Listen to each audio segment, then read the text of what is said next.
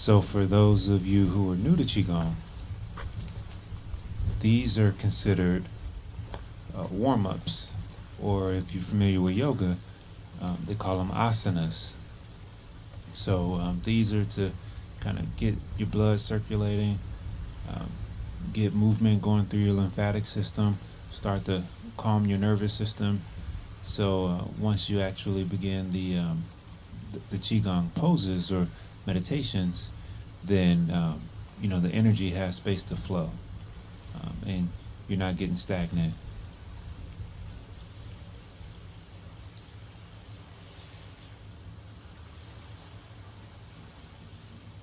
When you do these, you want to remember to breathe.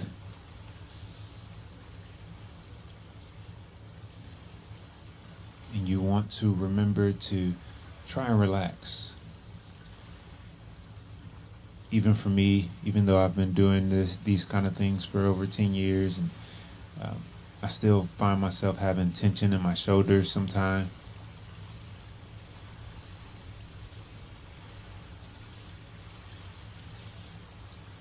I still find myself compensating sometimes. And that's a good thing, because it means I'm aware of what's happening in my body, and it gives me the opportunity to course correct.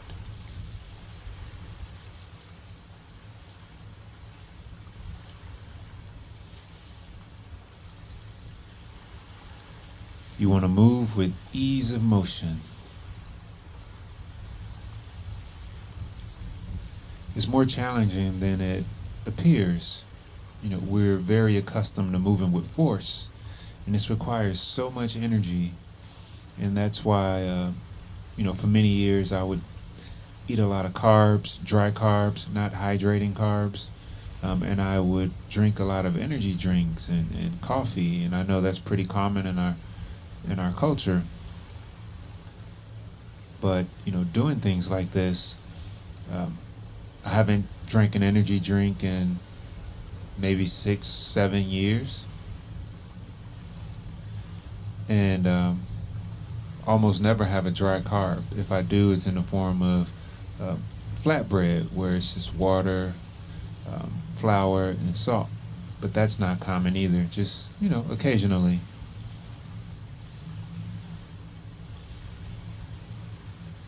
And all that to say, my energy is great.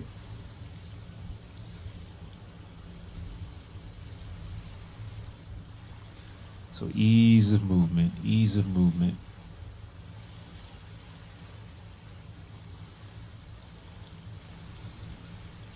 Soft but deep breaths in through the nose, out through the nose.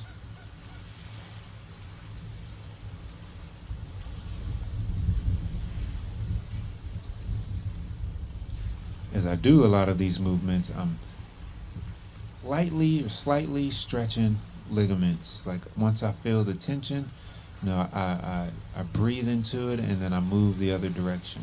I don't try to overextend like we normally would in a stretch.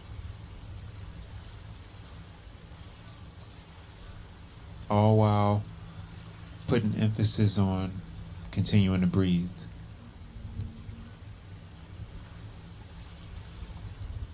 And so the cool thing about doing these warm-ups is, you can definitely see where you have tension in your body. So a cool little experiment I like to do on myself as well with other people is to concentrate on your left knee. When you focus on your left knee, you might feel a little tingling sensation. Because you brought your attention there, your energy in your body started to focus on that area. Now sometimes you may go to focus on, say, your right knee, and you won't get the same sensation. Qigong allows you to focus there, move and breathe, and hopefully bring awareness to that area.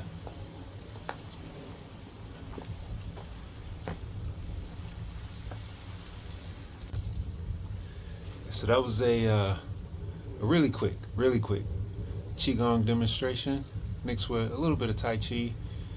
Usually when I do the exercises, I'm doing classes now. Usually when I do them, well, I'm guiding classes now, but usually when I do them, 45 minutes to an hour, a lot slower pace, and certain aspects of it can be pretty strenuous, but in a good way. One of the things I like most about doing Qigong is the fact that it's a way of putting stress on the body in a controlled manner. A lot of the ways I grew up doing exercises, it depleted my oxygen intake, and that's why after an exercise you're trying to replenish what you burnt up during the exercise, and there's some pros to that too, but you typically get this spike, dip, and you're riding this wave of energy. You get these big highs, and then you hear a lot of people talk about runner's high. It's a real thing. But with Qigong, because the duration of the exercises are longer, and the intensity is mild, but over time ends up having a similar effect as you doing a high intensity exercise. What you've done is you've increased your oxygen intake the entire time doing the exercise, which means you're going to have a lot more sustained energy, right? You're not going to have those peaks and those valleys. You're going to just be able to ride that wave, really smooth throughout your day. So in terms of getting a lot more oxygen into your body, having sustained energy, not having to drink caffeine or energy drinks to get through your day, is a huge plus, because you don't have any crashes at the end of the day, and you're able to maintain a level of clarity that you may not even be familiar with. I know for many years I wasn't familiar with what clarity actually felt like until I experienced it, and then I was like, oh wow, I don't ever want to lose this. Like, this is good. Like, this is better than anything I've had prior. And so, hence I've been doing these kinds of things for over 10 years now. But I mentioned the part about it's enhancing your oxygen the entire time. And when you do these movements and you're concentrating on different parts of your body, your attention is bringing oxygen to those parts of the body. And a cool thing is that you notice with Qigong is you is really good at getting circulation to your lymphatic system, and also calming your nervous system as well, your vagus nerve. You're moving a lot of those muscles also. When you go to the gym, I know I did this, I would concentrate on the big muscles, the triceps, the biceps, the obliques, your hamstrings, your quads, your calves, and and you notice after you do those exercises, you'll have a lot of soreness in places where your lymphatic system clusters, armpits, in between your